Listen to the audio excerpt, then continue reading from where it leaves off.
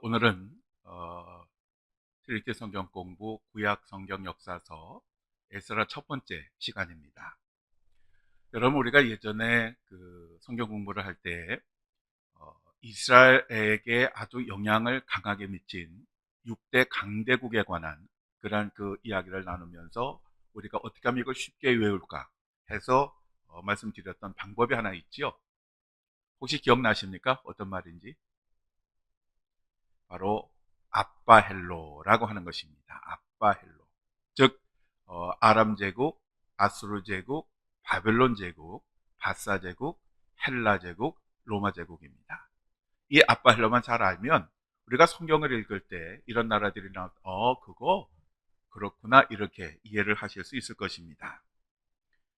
이 중에서 아수르 제국과 바벨론 제국은 이스라엘 백성들을 징계하는 도구로 사용이 된 그러한 나라들이고, 바사 제국은 이스라엘의 그 재건을 돕는 그러한 도구로 사용된 나라였습니다.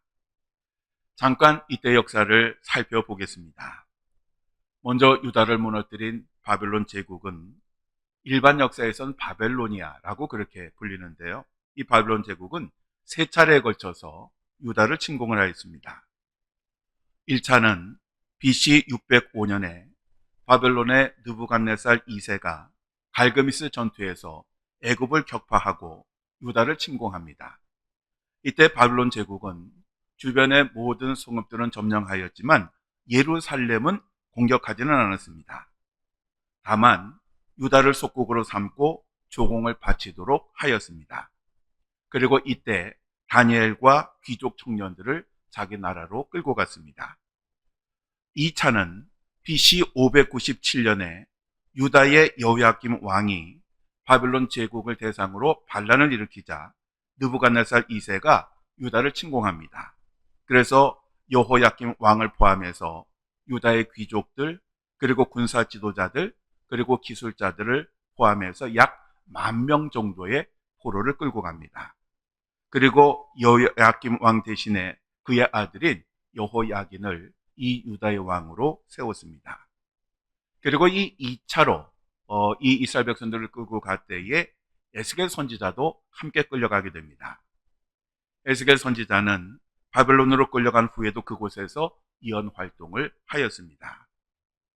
에스겔 선지자는 이스라엘 백성들의 죄악을 강하게 꾸짖었고, 예루살렘의 멸망뿐만 아니라 앞으로 하나님께서 회복시켜 주실 것이다 라고 하는 것을 예언을 하였습니다.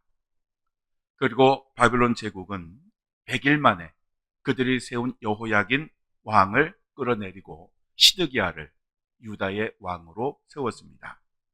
그리고 3차 침공은 BC 586년에 시드기야 왕이 바벨론 제국을 대상으로 다시 반란을 일으키자 느부갓네살 2세가 다시 침공해서 이번에는 예루살렘 성을 완전히 함락하고 예루살렘 성전을 포함해서 모든 것을 파괴하고 불태웠습니다.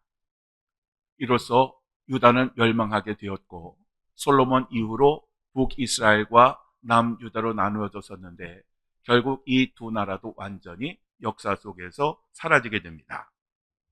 그리고 유다의 마지막 왕이었던 이 시드기야는 반란에 대한 대가로 이 바벨론 군대가 그가 보는 앞에서 그 자녀들을 아주 무참하게 죽였고, 그리고 그 후에 이 시드기야 왕의 두 눈을 뽑은 후에 그리고 백성들과 함께 자기 제국으로 끌고 갔습니다.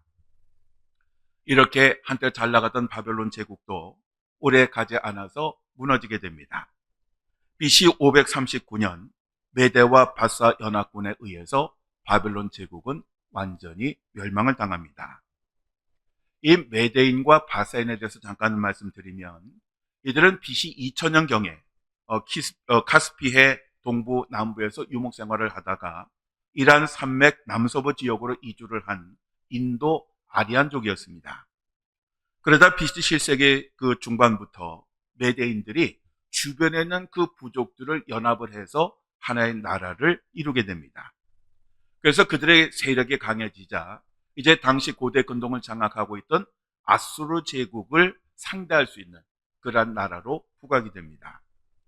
그리고 바벨론과 연합을 해서 BC 612년에 아수르 제국의 수도인 니느웨를 함락을 시켰습니다. 메대와 바사가 연합을 했던 것은 메대의 4대 왕인 아스티아게스의 딸과 바사의 초대왕인 고레스 1세의 아들이 결혼을 했기 때문입니다. 이때 사실 이 메대라고 하는 이 나라는 이 그 바사와 대등한 그 나라라기보다는 거의 속국에 해당이 됐습니다. 그러다가 고레스 2세가 메대 왕이자 외조부인 아스티아게스에 대해서 반란을 일으키고 그 바사 제국을 독립국가로 세웠습니다. 바로 이 고레스 2세가 오늘 우리가 그 성경에서 보는 고레스 왕을 가리키는 것입니다. 그런데 이러한 고레스 2세가 외삼촌이며 아스티아게스의 아들인 카악사레스 2세와 연합을 해서 아수르 제국과 바벨론 제국을 정복을 하였습니다. 당시 고레스 2세는 메대를 거의 정복한 상황이었지만 이 메대의 군사력을 이용하기 위해서 형식적으로 동맹을 맺었습니다. 고레스 2세는 수도를 바벨론으로 정하고 메데바사 제국의 왕으로 카악사레스 2세를 추대를 하였습니다. 그 대신 자기 자신은 계속해서 고대 근동의 정복 전쟁을 수행을 합니다.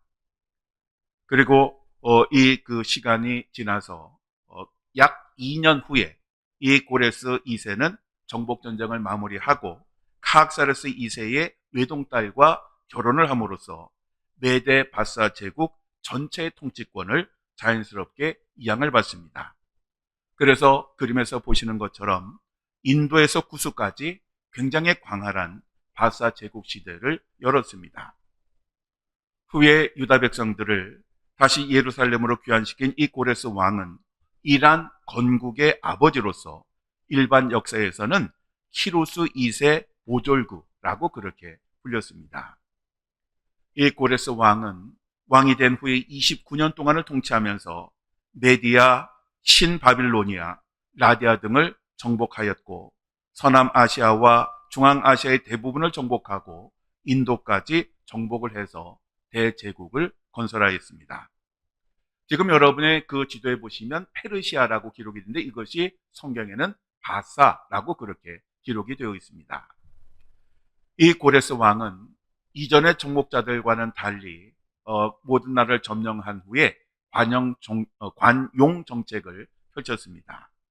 그래서 이전에 그 아수르 제국이나 바빌론 제국은 국가를 점령하면 그 나라 국민을 끌어다가 다른 곳에 그렇게 배치를 해서 이들이 힘을 합해서 반항하지 못하도록 그렇게 만들었는데 이 고레스 왕은 이들과는 달리 그들이 그동안 끌어왔던 그 민족들을 다시 자기 나라로 돌려보내는 그러한 정책을 취했습니다. 뿐만 아니라 그들이 믿는 신까지도 인정을 해서 그들의 그 신전을 다시 재건하도록 돕는 그러한 정책도 취했습니다. 그래서 이 고레스 왕은 바벨론 제국을 점령한 후에 칙령을 선포해서 바벨론에 끌려와 있던 유대인들을 예루살렘으로 돌아가도록 조치하였고 그리고 그들이 돌아가서 예루살렘 성전을 재건할 수 있도록 허락을 했습니다. 그래서 이스라엘 백성들은 바로 이러한 호의를 베푸는 이 고레스 왕에 대해서 굉장히 좋은 호의를 가지고 있었고 그리고 칭송을 하기도 하였습니다. 그렇지만 이 고레스 왕은 이스라엘 백성들에게 베푼 그의 정책이 완전히 실현되는 것을 보기 전에 전쟁터에서 사망을 하게 됩니다. 이 고레스 왕은 유다 총독으로 임명한 세스바살에게 이전의 바벨론 시대에 느부갓네살 왕이 예루살렘을 완전히 파괴하고 예루살렘 성전에 있던 그 기물들을 다 빼앗아 왔었는데 이것을 다시 예루살렘으로 귀환하는 유다 백성들에게 돌려주었습니다. 그래서 그들의 그 예루살렘 귀환과 정책을 후원을 했을 뿐만 아니라 또 예루살렘 성전 재건을 위해서 유다 백성들이 헌금을 할 수 있는 그러한 조치도 취하였습니다. 그러므로 많은 그 유대 백성들이 바벨론에서 안정된 삶을 사는 것을 포기하고 다시 예루살렘으로 돌아갈 수 있도록 격려를 하였습니다. 그렇지만 역사가 요세푸스에 의하면 많은 유다 백성들이 자신들의 그 안정된 삶, 즉 바벨론에서 70년을 살면서 나름대로 그들이 재산도 꾸미고 그리고 삶의 안정도 도모했는데, 그러한 삶의 터전을 버려두고 예루살렘, 그것도 당시 완전히 폐허가 된 그러한 예루살렘으로 돌아가는 것을 거부하였습니다. 그래서 실상 예루살렘으로 돌아와서 이스라엘을 재건한 것은 이스라엘 백성들 전체가 아니라 바벨론의 포로로 끌려갔던 그 백성 가운데 일부에 해당이 됩니다. 바로 이러한 역사를 염두에 두고 성경을 보시면 훨씬 더 성경이 쉽게 이해가 되실 것입니다. 자, 나눠드린 에스라 요점을 보시기 바랍니다. 에스라는 총 10장으로 구성이 되어 있고 전체적인 주제는 재건하는 제사장입니다. 여러분, 나눠드린 유인물에 나와 있죠. 즉 제사장이었던 에스라가 바벨론 포로 생활에서 돌아와서 이스라엘을 재건하는 이야기, 바로 이것이 에스라서입니다. 그렇지만 이 에스라서의 주인공은 에스라 같지만 사실은 하나님이십니다. 즉 하나님께서 모든 것을 이루셨다라고 하는 것을 에스라서가 기록을 하고 있는 것입니다. 그러므로 우리들은 하나님이 어떻게 사람들을 감동하시는지, 그리고 어떻게 유다 백성들을 다시 돌아오게 하셨는지, 그리고 어떻게 무너진 성전과 성벽을 회복하게 하셨는지를 하나님의 관점에서 보아야 합니다. 자, 그러면 나눠드린 그림 교재의 그 요점 부분을 우리 함께 읽겠습니다. 바벨론과 페르시아 역사 개요. 바벨론은 기원전 597년경 예루살렘을 정복했지만 약 58년 후인 기원전 539년에 페르시아에게 멸망당하였다. 페르시아의 수도는 수산이었다. 연대기적 순서. 성경에서는 에스라, 느헤미야, 에스더 순서로 있지만 실제 역사적 순서와 다르다. 그러나 본 교재에서는 성경의 기록 순서대로 다룬다. 에스라는 유대인들이 예루살렘으로 귀환한 후의 사건을 기록했다. 느헤미야는 에스라와 비슷한 시기의 역사를 다루고 있다. 에스더는 바벨론 포로 생활 중 일어난 사건을 기록한 책이다. 이후의 예언서들은 포로 생활 전후 및 포로 시기의 사건들을 기록하고 있다. 에스라가 보여주는 것, 하나님은 세속적인 지도자들과 역사적 사건을 통해 일하신다. 하나님의 축복은 풍성하며 필요를 충족시키기에 충분하다. 하나님은 특별한 지도자를 세우신다.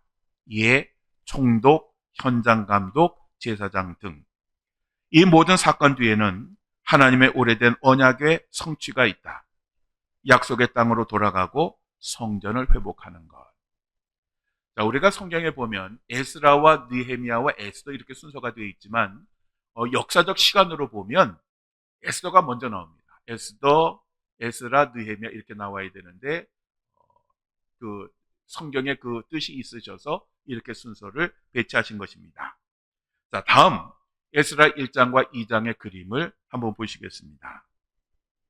에스라 1장과 2장의 소주제는 스룹바벨의 귀환입니다.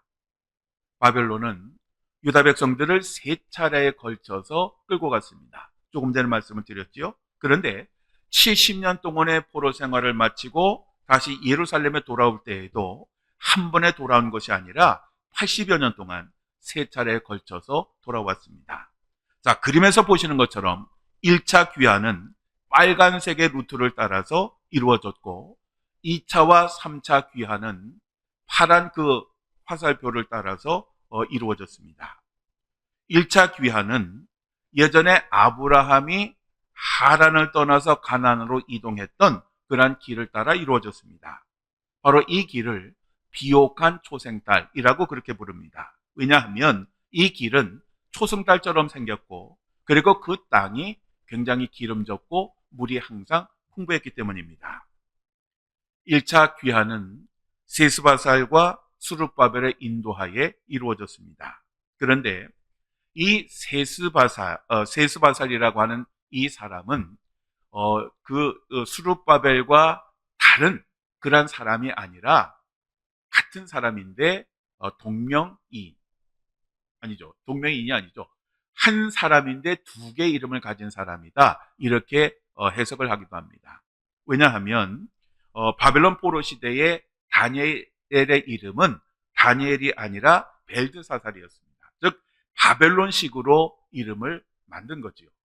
우리가 일제시대에 일본 이름을 강제로 부여했던 것처럼 하여간 바벨론 시대도 그랬습니다. 그래서 수르바벨의 바벨론식 이름이 세스바살이 아닐까 그렇게 해석을 합니다. 그리고 이 세스바살이 수르바벨과 동일 인물이라고 추정하는 이유가 있습니다. 학개와 스가랴 선지자가 BC 522년에 성전의 기초를 놓은 인물을 수르바벨이라고 표현을 합니다. 그런데 우리가 이 에스라에 보면 성전의 기초를 놓은 사람이 바로 이 수르바벨이라고 합니다. 그러니까 이 세스바살과 수르바벨이 성전의 기초를 놓은 그 사람이라고 하면 두 사람은 역시 동일인이 아닐까 그렇게 추측을 하는 것입니다. 어쨌든 1차 귀환의 지도자였던 수르바벨의 가장 중요한 임무는 예루살렘으로 복귀를 해서 무너진 예루살렘 성전을 건축하는 것이었습니다. 바사 제국의 고레스 왕은 유다 백성들을 돌려보낼 때에 하나님이 자기 자신에게 성전을 건축하라고 명령하셨다는 것을 강조를 합니다. 그러면서 예루살렘에 돌아가서 반드시 성전을 건축하라. 즉 하나님께서 내게 명하신 대로 내가 너희들에게 명하니까 너희는 예루살렘에 얼른 돌아가서 성전을 재건하라. 이렇게 지시를 했던 것입니다. 그리고 말만 한 것이 아니라 성전을 재건할 수 있도록 그 재료들도 함께 지원해 주었고, 그리고 바벨론에 잔류하는 그 유다 백성들이 먼저 귀환하는 그 유다 백성들에게 자기들이 가진 은과 금과 물건들과 그리고 가축들을 지원하도록 그렇게 조치를 했습니다. 에스라서 1장부터 2장까지는 유다 백성들이 어떻게 바벨론 포로 생활을 마치고 돌아오게 되었는지에 관한 그러한 내용을 다루고 있습니다. 이 모든 것은 한마디로 말하면 하나님의 계획이었습니다. 유다 백성들의 1차 귀환은 총리로 임명된 스룹바벨의 주도하에 이루어졌습니다. 이 스룹바벨은 바벨론의 포로로 잡혀갔던 유다의 19대 왕인 여호야긴 왕의 손자였습니다. 왕의 계보를 잇는 것입니다. 그리고 유다 백성의 2차 귀환은 에스라의 주도하에 이루어졌습니다. 그리고 3차 귀환은 느헤미야의 주도하에 이루어졌습니다. 에스라 1장은 유다 백성들이 어떻게 다시 예루살렘으로 돌아오게 되었는지 그러한 이야기를 하고 있습니다. 에스라서는 바사왕 고레스 원년에 여호와께서 예레미야의 입을 통하여 하신 말씀을 이루게 하시려고 바사왕 고레스의 마음을 감동시키시매 라는 말씀으로 시작을 합니다. 에스라 1장에서 제일 중요한 단어는 바로 이 감동이라고 하는 단어입니다. 이 감동이라고 하는 히브리어 단어는 깨다, 분발하다, 일으키다, 각성하다라고 하는 그러한 의미입니다. 하나님은 유다 백성들이 귀환할 수 있도록 먼저 고레스와 유다의 지도자들과 백성들의 마음을 감동시켜 주셨습니다. 하나님은 사람들을 감동하게 하심으로써 역사를 이끌어 가십니다.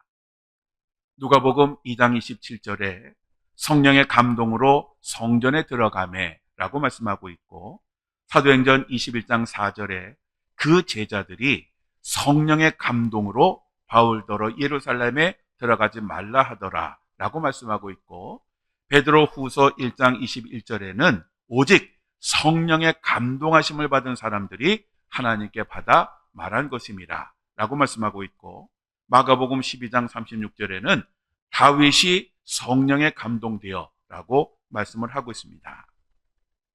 우리가 생각하기에 역사는 인간들이 이끌어가는 것 같지만 그 배후에는 하나님께서 계신 것입니다. 즉 하나님께서 하나님의 계획대로 역사를 사람들을 통해서 이끌어 가시는 것입니다. 우리가 하는 모든 일에는 하나님의 감동이 있어야 합니다. 감동이 있어야 우리가 온 마음을 다하여 그 일을 감당할 수가 있습니다. 만일 하나님의 감동이 없으면 인간의 의지로 일을 하게 됩니다. 그런데 인간의 의지는 오래가지 못할 뿐만 아니라 그리고 변하기가 쉽습니다. 또 그 조건과 환경에 따라서 인간의 의지는 언제든지 변하게 됩니다. 신앙생활도 마찬가지입니다. 우리가 온전한 신앙생활을 하려면 하나님의 감동이 늘 있어야 합니다. 우리가 설교를 받거나 설교를 통해서 은혜를 받는 것도 마찬가지입니다. 똑같은 설교를 들어도 성령의 감동이 있는 사람은 은혜를 받습니다. 그렇지만 성령의 감동이 없으면 은혜를 받을 수가 없습니다. 사실 유다 백성들이 바벨론에서 다시 예루살렘으로 돌아오는 것은 보통 어려운 일이 아니었습니다. 왜냐하면 당시는 교통수단이 발달하지 않았기 때문에 주로 걸어서 왔습니다. 그런데 당시 그 귀환한 사람들 중에는 노인들도 있었고 여자들도 있었고 아이들도 있었고 임산부들도 있었습니다. 거의 5만 명이 되는 사람들이 10,000km가 넘는 그 거리를 걸어서 귀환을 했으니 얼마나 힘들고 어려웠겠습니까? 게다가 그들이 예루살렘에 돌아오면 그 예루살렘은 준비된 그런 도시가 아니라 바벨론 제국에 의해서 완전히 파괴가 됩니다.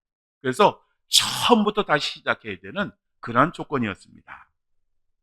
그러니 인간의 판단과 의지를 가지고는 돌아오지 않는 곳이 정상이었습니다. 그런데 하나님께서 그 유다 백성들에게 감동을 주셔서 그리운 예루살렘으로 돌아갈 수 있는 그러한 결단을 하게 하신 것입니다. 에스라서 1장 1절에서 4절까지 보면 고레스 왕의 조세에 관한 내용을 그리고 있습니다. 하나님께서 고레스 왕에게 감동을 주셔서 유다 백성들을 풀어주게 하셨다는 것입니다. 그런데 이 고레스 왕은 하나님을 믿는 신실한 왕이 아니라 이방인이었습니다. 우리 하나님은 믿는 사람들을 통해서만 역사하시는 것이 아니라 하나님을 믿지 않는 사람들을 통해서 역사를 하시는 분이십니다. 왜냐하면 하나님을 믿지 않는 사람들도 하나님께서 창조하신 피조물이기 때문에 그렇습니다. 우리가 성경을 보면 하나님은 믿지 않는 사람들을 통해서도 역사하시는 것을 확인할 수가 있습니다. 즉 하나님께서는 이스라엘 백성들이 회개하고 돌아오도록 하기 위하여 이방 나라들을 하나님의 심판의 도구로 사용을 하셨습니다. 요즘 미국 대통령인 트럼프에 관한 그 기사가 아주 뉴스를 채우고 있는데 이 트럼프 대통령의 주요 지지층이 누구냐 하면 복음주의 교인들입니다. 그러면 이렇게 후원을 받는 이 트럼프가 정말 신실한 믿음의 사람이냐? 제가 보기에는 절대로 그렇지 않습니다. 이 트럼프는 믿음이 전혀 없습니다. 왜냐하면 예수님은 그들의 열매로 그들을 알리라 라고 말씀하셨는데 지금 트럼프가 하는 그 행동 그리고 트럼프가 하는 정책들을 보면 반기독교적인 즉 성경과는 반대되는 예수님의 가르침과 반대되는 것들이 거의 대부분입니다. 다만 천상천하 유아독존이라고 아주 지 멋대로 하는 이 성격 때문에 때로는 하나님께 쓰임을 받고도 있는 것입니다. 하나님은 이방인이었던 고레스 왕에게 감화 감동을 주셔서 그로 하여금 성전 재건을 위한 조서를 내리도록 그렇게 하셨습니다. 이사야 44장 28절에 고레스에 대하여는 이르기를 내 목자라 그가 나의 모든 기쁨을 성취하리라 하며 예루살렘에 대하여는 이르기를 중건되리라 하며 성전에 대하여는 내 기초가 놓여지리라 하는 자니라 라고 이사야 선지자가 200년 전에 바로 이러한 내용을 예언을 하였습니다. 이 예언에 보면 200년 후에 당시에는 이 바사 제국이라고 하는 것은 말할 수도 없었지요. 그런 나라가 있지도 않았으니까. 그런데 이미 그때에 바사의 왕인 고레스가 하나님의 목자가 되어서 하나님 뜻을 이룰 것이다 라고 그렇게 예언을 하였습니다. 또 이사야 45장 1절에도 여호와께서 그의 기름 부음을 받은 고레스에게 이같이 말씀하시되 여기서 기름 부음을 받았다라고 하는 말은 감화 감동을 주셨다라고 하는 그런 말입니다. 내가 그의 오른손을 붙들고 그 앞에 열국을 항복하게 하며 내가 왕들의 허리를 풀어 그 앞에 문들을 열고 성문들이 닫히지 못하게 하리라 라고 말씀합니다. 이미 하나님께서 하나님의 감동을 받은 그 고레스가 주변 국가들을 정복하게 될 것이다 라고 하는 것을 말씀을 하신 것입니다.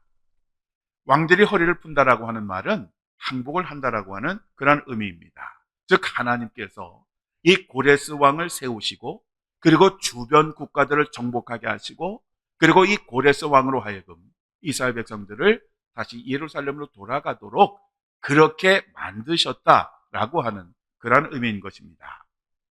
예레미야 29장 10절에 보면 여호와께서 이와 같이 말씀하시니라 바벨론에서 70년이 차면 내가 너희를 돌보고 나의 선한 말을 너희에게 성취하여 너희를 이곳으로 돌아오게 하리라 라고 예언을 하고 있고 또 예레미야 25장 11절에 12절에 보면 이 모든 땅이 폐허가 되어 놀랄 일이 될 것이며 이 민족들은 70년 동안 바벨론의 왕을 섬기리라 여호와의 말씀이니라 70년이 끝나면 내가 바벨론의 왕과 그의 나라와 갈다인의 땅을 그 죄악으로 말미암아 벌하여 영원히 폐허가 되게 하되 라고 말씀하고 있습니다. 즉 하나님은 유다 백성들이 바벨론에 끌려가기 이전에 이미 벌써 이러한 계획을 세우셨을 뿐만 아니라 선지자들을 통해서 이미 그러한 내용을 말씀을 하셨습니다. 즉 70년 후에 바벨론 제국을 무너뜨리고 다시 유다 백성들을 예루살렘으로 돌아오게 될 것을 이미 하나님께서 말씀을 하신 것입니다. 그리고 바사 제국을 통해서 이 바벨론 제국을 심판하신 것은 그들이 이방인 때문에 심판을 하신 것이 아닙니다. 우리가 성경을 통해서도 알듯이 하나님께서 하나님의 도구로 사용하신 그 나라를 심판하시는 것은 그들이 단순히 하나님을 믿지 않기 때문이 아니라 그들의 죄악이 너무 만연하였기 때문에 그래서 그 죄악을 심판하신 것입니다. 유다 백성들이 귀환을 했던 것은 바로 이처럼 그들이 무엇인가를 했고 준비했기 때문이 아니라 어느 날 갑자기 하나님께서 계획하신 그런 계획을 이루시기 위해서 그렇게 만드신 것입니다.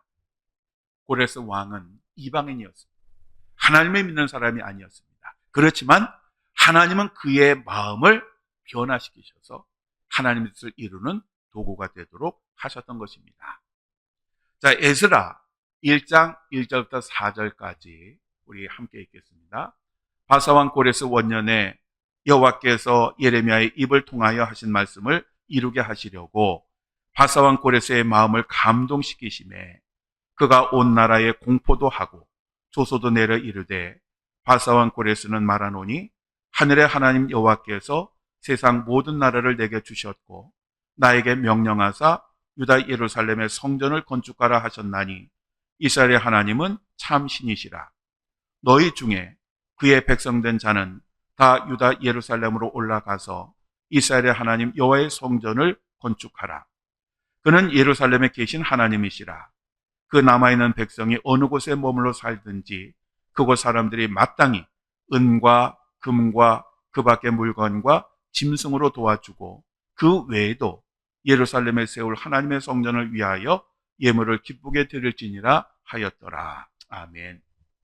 자, 그 다음 그 에스라 1장 5절에서 11절까지의 말씀은 고레스 왕의 명령에 따라서 귀환을 준비하는 그러한 이야기가 나옵니다. 고레스 왕은 바벨론 제국 시대에 느부갓네살 왕이 예루살렘 성전을 완전히 무너뜨리면서 거기에 있던 그 성전 기물을 다 뺏어 왔는데 그 성전 기물 5,400개를 귀환하는 이스라엘 백성들에게 돌려주었습니다. 즉 그들이 성전을 재건하게 되면 사용할 기물들을 그대로 돌려준 것입니다. 이 성전 기물과 관련된 한 가지 이야기가 있습니다. 다니엘서 5장에 보면 바벨론 제국의 마지막 왕이었던 벨사살이 귀족 1000명을 모아놓고 큰 잔치를 베풀었습니다. 한참 흥에 오르자 이 벨사살 왕은 부하들에게 시켜서 예루살렘 성전에서 가져온 금과 은의 그 그릇을 가져오게 했습니다. 왜냐하면 그것을 술잔으로 사용하기 위함이었습니다. 즉 이 벨사살 왕은 바로 그러한 행동을 통해서 여호와 하나님을 비난하고 낮추기 위한 그러한 의도로 그 일을 한 것입니다. 그러면서 금과 은과 구리와 쇠와 나무와 돌로 만든 그 신들을 찬양을 하면서 하나님을 조롱하였습니다. 그런데 바로 그때 사람의 손이 나타나더니 왕궁 촛대 맞은편에 글을 쓰기 시작했습니다. 바로 그 글이 메네 메네 데겔 우바르신이라고 하는 글입니다. 이것을 보고 벨사살 왕은 사색이 됩니다. 그리고 벌벌 떨게 됩니다. 이 글의 내용은 벨사살 왕이 역사를 주관하신 하나님 앞에서 그 교만이 극에 달했기 때문에 하나님께서 이 바벨론 제국을 끝내시겠다라고 하는 그런 이야기입니다. 결국 이 벨사살 왕은 바벨론 제국의 마지막 왕이 되었습니다. 당시 이 바벨론 제국이 멸망할 거라고 예상하는 사람은 하나도 없었습니다. 근데 어느 날 갑자기 메대와 바사 연합군에 의해서 완전히 무너지게 됩니다. 성전 기물은 소중하게 다루어야 합니다. 왜냐하면 성전 기물은 단순한 물건이 아니라 성별된, 즉 하나님의 도구로 사용되도록 성별된 그러한 도구이기 때문에 그렇습니다. 자, 다시 에스라서로 돌아가겠습니다. 하나님은 이 고레스 왕뿐만 아니라 유다의 지도자들, 백성들, 베냐민 지파의 족장들, 그리고 제사장들, 레위인들에게 감동을 주셨어요. 그래서 그들로 하여금 예루살렘으로 돌아가고자 하는 그러한 마음을 갖게 하셨고 그렇게 하도록 결단하게 하셨습니다. 아마도 만일 이때 하나님께서 감동을 주시지 않았다면 고레스 왕이 그들을 풀어주었어도 돌아가지 않았을 것입니다. 그렇지만 하나님께서 그러한 마음을 주시니까 그들은 기쁨으로 예루살렘으로 귀환을 하게 되었던 것입니다. 사실 그들은 포로의 신분이었지만 나름대로 자리를 잡고 살고 있었습니다. 그렇기 때문에 그들의 입장에서 본다고 하면 만약에 예루살렘에 돌아가면 당장 살 집도 없고 피할 공간도 없는 그런 상황에서 그것도 해야죠. 예루살렘 성전과 성명도 재건해야죠. 할 일이 너무너무 많은 겁니다. 그러니 그렇게 힘들고 어려운 삶을 사느니 차라리 바벨론에서 살면 좋겠다라고 하는 그런 생각이 대부분의 생각이었습니다. 그래서 역사가들에 의하면 이때에 예루살렘으로 돌아간 인원이 약 10% 정도밖에 되지 않는다라고 그렇게 말을 합니다. 그것도 하나님께서 감동을 주셨기 때문에 가능한 것입니다. 요즘 러시아로 인해서 유럽이 군비 경쟁을 하고 있는데 얼마 전에 그 독일의 그 신문 기사를 보니까 이 독일이 이제 징집제를 그동안 징집제를 하지 않았는데 이 징집제를 하려고 하는데 젊은 이들이 주로 어떤 생각을 가지고 있냐 하면 우리가 차라리 나라를 잃고 그 나라에서 살지라도 싸우다가 죽는 것보다 낫다 이렇게 얘기를 했다는 겁니다. 어쨌든 당시 바벨론에 남아있던 그 사람들도 이러한 생각을 가졌습니다. 근데 사실 우리가 입장을 바꿔놓고 생각해도 그럴 수밖에 없습니다. 만일 오늘 하나님께서 여러분들로 아프리카 오지로 가서 선교를 하라고 하신다면 여러분은 어떻게 할까요? 아마도 아멘 하고 모든 것을 버려두고 가기보다는 이 핑계 저 핑계를 대면서 가지 않으려고 할 것입니다. 왜냐하면 이제 우리들의 그 나이가 젊은 나이도 아니고 이제는 뭐 어쨌든 마지막 때를 준비하는 사람들인데 굳이 이 나이에 아무것도 없는 열악한 곳에 가서 선교를 하는 것은 상상할 수도 없기 때문에 그렇습니다. 어쨌든 모든 것은 하나님께서 감동을 주셔야 할 수가 있는 것입니다. 저희 아버님은 모건대 기숙사 사감을 하시다가 요 주안에 있는 대성감리교회에 초빙을 받았습니다. 그런데 당시 이 대성교회는 전임 목사님 문제로 굉장히 진통을 겪었고 결국 전임 목사님은 쫓겨났고 한 1년 정도 담임 목사가 없는 상태에서 그냥 교회가 굉장히 혼란스러웠습니다. 그런데 아버님이 이곳에 오셔서 성실하게 목회를 하셔서 단기간 내에 교회는 안정이 되었습니다. 그리고 교회가 착실하게 잘 성장을 해서 매주 400여 명이 모여서 하나님께 예배를 드렸습니다. 그러던 어느 날 필리핀 선교회에서 선교사를 구한다라고 하는 그러한 이야기를 듣습니다. 근데 그 조건이 까다로웠습니다. 그 선교사는 젊은 사람이 아니라 나이가 지긋한 중년 목사여야 됩니다. 왜냐하면 당시 필리핀 그 연합감리교회하고 협력 업무를 해야 되는데 너무 젊은 사람이 가면 힘들기 때문에 그렇습니다. 반면에 사례비는 지극히 적었습니다. 그래서 이러한 조건이 까다로움에도 불구하고 저희 아버님이 그 선교사를 지원을 하셨습니다. 그러자 주변의 친한 분들은 모두가 말렸습니다. 왜냐하면 이제 대성교회는 안정이 된 그런 교회이기 때문에 목회하기도 참 좋았고, 그리고 그 나이가 되면 외국에 선교사로 나갔다가도 다시 돌아오는 그런 그 시기였기 때문에 늦은 나이에 개척하는 것과 다름이 없는 필리핀으로 모든 것을 내놓고 간다고 하는 것은 지혜로운 선택이 아니었다라고 생각했기 때문에 그렇습니다. 그렇지만 하나님께서 감동을 주시면 아무도 말릴 수가 없는 것입니다. 그래서 그 아버님은 주변의 반대도 물리치고 모든 것을 내려놓고 즉시 필리핀으로 선교 사역을 하러 가셨습니다. 하나님은 유다 백성들의 마음을 감동시키셔서 폐허가 된 예루살렘 그 자체를 보기보다는 이제 앞으로 재건하실 그리고 회복하실 하나님을 바라보며 예루살렘으로 돌아가도록 하셨던 것입니다. 이때 돌아온 유다 백성들의 그 명단이 2장에 기록이 되어 있습니다. 1절과 2절에는 총 리더인 스룹바벨과 제사장 예수아 등 11명의 지도자 이름이 기록이 되어 있습니다. 근데 2절에 나오는 느헤미야는 훗날 귀환한 총독인 느헤미야가 아니라 동명이인입니다. 또 모르드게라고 하는 그 이름도 동명이인입니다. 그리고 3절부터 35절까지는 가족별, 지역별 명단이 언급되고 있습니다. 그리고 38절부터 39절까지는 4289명의 제사장 자손 명단이 나옵니다. 1차 귀환 때 돌아온 그 전체 인원의 10% 정도가 제사장과 그 후손들이었습니다. 그리고 제사를 돕는 레위인들이 341명이 1차 귀환 때에 귀환을 하였습니다. 그리고 성전에서 허드렛 일을 하는 느디님 사람들, 그리고 솔로몬의 신하의 자손 392명도 언급이 됩니다. 이 솔로몬 신하의 자손이 중요한 이유는 이들은 솔로몬 성전을 건축했던 그 사람들의 후손이었기 때문입니다.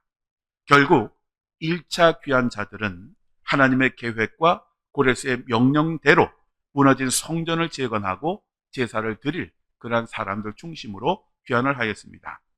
그리고 특이한 것은 1차 귀환자들 중에는 소속이 분명하지 않은 그러한 사람들도 있었습니다. 이들은 족보가 확인이 되지 않은 그러한 그 사람들이었는데, 또 게다가 제사장 후손이기는 한데 정확하지 않은, 즉 어떤 계열의 후손인지가 정확하지 않은 그런 사람들이 있었습니다. 그렇기 때문에 이들은 제사장으로서 임무를 수행하지 못했고, 따라서 하나님께 드렸던 그 지성물을 먹을 수도 없었습니다. 우리는 소속을 분명히 하고 신앙생활을 해야 합니다. 세상 사람들 앞에서도 당당하게 내가 하나님 소속이고 교회 소속임을 밝힐 수 있어야 합니다. 만약 우리가 교회에서는 교인으로서, 그리고 세상에서는 교인이 아니라 교회와 상관이 없는 사람처럼 생활을 한다고 하면 그런 사람들은 하나님께 인정을 받을 수가 없습니다. 예수님께서 우리들에게 이렇게 말씀하셨습니다. 누구든지 사람 앞에서 나를 시인하면 나도 하늘에 계신 내 아버지 앞에서 그를 시인할 것이요, 누구든지 사람 앞에서 나를 부인하면 나도 하늘에 계신 내 아버지 앞에서 그를 부인하리라.